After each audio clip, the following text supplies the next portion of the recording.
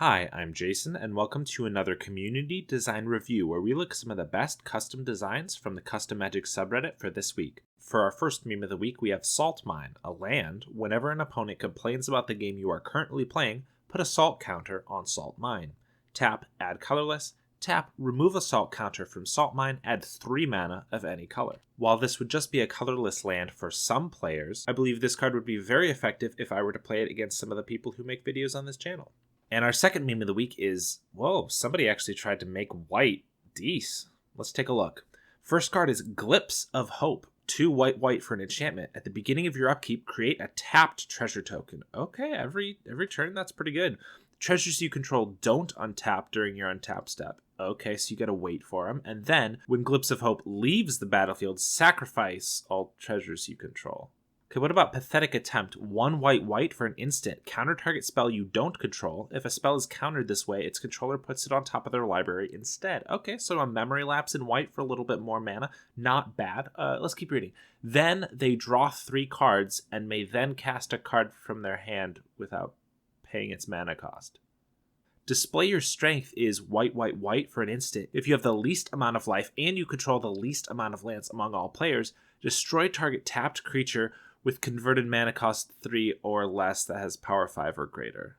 Alright, that's pretty good against an attacking Lovestruck Beast. Alright, and then we have you for white. Sorcery, draw 3 cards unless an opponent pays 2. For the rest of the game, if you would draw a card, you gain 1 life instead. Okay, alright, very funny. Oh, looks like there's also a box topper. Okay.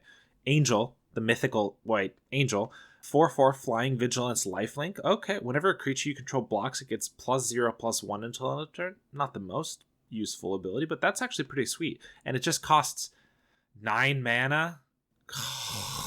Okay, and our last meme card for the week is The Future Is Now, Old Man. A black mana for an instant, destroy target elder. This definitely has more real-world application, getting rid of those pesky boomers, because in Magic the Gathering, there are only 24 creatures with the creature type Elder. Now, of course, any shapeshifter with the ability Changeling will also be an Elder, and seeing as in Kaldheim there are Changelings, this would actually have a decent amount of effect in Standard. Getting back to our 24 Elders, though, 7 of these cards have some form of recursion or protection from this spell, so it makes it even more narrow. Overall, funny design, but not too effective. Alright, number 5 for this week is Rigorous Training. A white mana for an enchantment aura, enchant creature. Enchanted creature can't attack or block. At the beginning of your upkeep, put a +1/+1 counter on enchanted creature. White, sacrifice Rigorous Training. This is a cool design. It's most effective as a really cheap pacifism, with the minor downside of giving your opponent's creature +1/+1 counter, which really won't make a difference unless, of course, they have some sort of enchantment removal later down the road, or I guess if they have some sort of fight spell that they can use on the creature here. But in limited, 1 mana can make a big difference, and that downside isn't too terrible. It also has the added bonus of being able to be cast on your own creature. Now, you lose the ability to attack or block with that creature for as long as Rigorous Training is on it, but you can destroy it later in order to save up a bunch of +1/+1 counters on that creature, making it a threat later on. It's a really slow way to do that, so this is definitely going to be used most often as a pacifism, but that doesn't mean that it's never going to be cast on your own creature. Our number 4 for this week is Ghost Train. 3 mana for a 4/4 artifact vehicle. Exile any number of creature cards from your graveyard with total power 2 or more. Ghost Train becomes an artifact creature until end of turn. As long as Ghost Train is not crewed, it can't be blocked. And it has crew too. This is a sweet take on vehicles. It allows your dead creatures, your ghosts, to essentially crew the train, making it so you don't have to tap creatures that you have on board, and making it unblockable for a little added bonus. Really cool. I will say, while I like the phrase, as long as Ghost Train is not crewed, it can't be blocked, on a vehicle, which is generally only going to be attacking if it has been crewed, it probably makes more sense for you just to incorporate this can't be blocked into the first ability, saying Ghost Train becomes an artifact creature until end of turn and can't be blocked this turn. While it removes the corner cases of animating this Ghost Train in other ways, it just makes more sense and cuts down on the amount of words that you have to use, so it's probably better to do it that way. Very innovative design though, I like it a lot. Our number 3 card for this week is a token artifact, Potion. Tap, move all counters from this permanent onto target creature, then sacrifice this permanent. With the token is a cycle of sorceries that shows how the potions are to be used. For example, Grog TM costs a black mana for a sorcery. Create a potion token with your choice of a death touch counter or a -1/-1 counter on it. Then you can sacrifice that potion to put that counter on target creature. This is super elegant. Great design, great way to illustrate potions and the effects that they give you. Just an all-around great way to use the relatively new ability counters, and I especially like the 2 cards that make potions that could either be beneficial for your creatures or negative for your opponent's creatures. I will say I'm not sure how well this cycle of cards illustrates what these tokens would be used for. Each of these sorceries could easily just be artifacts with the potion subtype. They enter with those counters on them, and they have that potion tap ability. Just as we don't usually see a sorcery that just says create a treasure token or create a food token or create a clue token, we shouldn't probably see spells that make just a potion token.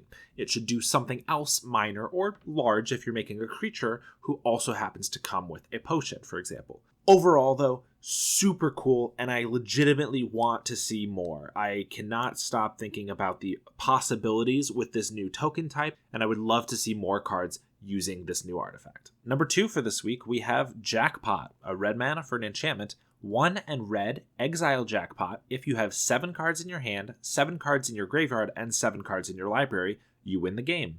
1 red, choose 1, 3, 5, or 7 at random.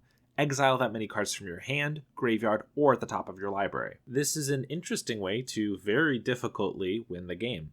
To use this most effectively, you have to figure out the best way to remove most of your library from the game and maintain 7 cards in hand. Now, obviously, you can use the ability to exile cards from your library. However, on average, you're getting 4 cards out of your deck each time you pay 2 mana, which is not terrible, but if you're playing even a 60-card deck, that's going to take somewhere around 10 or 11 activations if you're not doing anything else to get cards out of your deck. However, you're also going to need to put cards into your graveyard, so you probably want some form of mill to be able to 1, get cards out of your library faster, and 2, fill up your graveyard.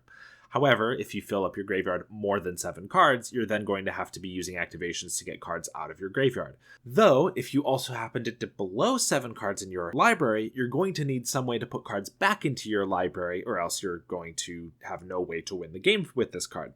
However, where are you putting cards into your library from except from your graveyard or your hand? And if both of those are only at 7 and you have fewer than 21 cards between those 3 zones, other than cards like Runic Repetition, you're probably not going to be able to win the game at that point, and then you've just wasted the whole game spinning your wheels. So it's going to be really challenging to make this happen. But when you hit the jackpot, it's going to be sweet. And by that, I mean you're going to win the game. So that's pretty good.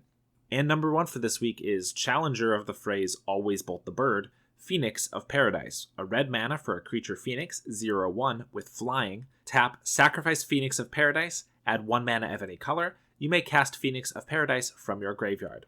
Now at first glance, this seems kind of cool. A resilient mana ramp way that is very much in Red's color pie because Red can cast Phoenixes from its graveyard or get them back in other ways, and Red often sacrifices something or casts spells in order to get mana. So it's not like this is, stealing from Green's color pie or anything. This is very much in flavor. The problem I have with this card is that all you need is some form of static haste enabler in order to have infinite storm count immediately with literally just this and something that gives all creatures you control haste. Then you just pay a red mana to cast it, tap and sacrifice it to add 1 mana of any color, and it's in your graveyard. You can cast it from your graveyard with that red mana that you made from its ability, and then sacrifice it again, etc. Then suddenly on turn 3, with just a small 3-card combo, you're grape-shotting your opponent for 11 million and 7 damage. Other than the really easy ability to combo, this is kind of a sweet card, so I like it. And those are all the designs we have for this week. Thank you so much for watching. If you enjoyed this video, be sure to like, subscribe, and check out our other community design review videos. We have quite a few of them at this point, and we'll have another one for you next week.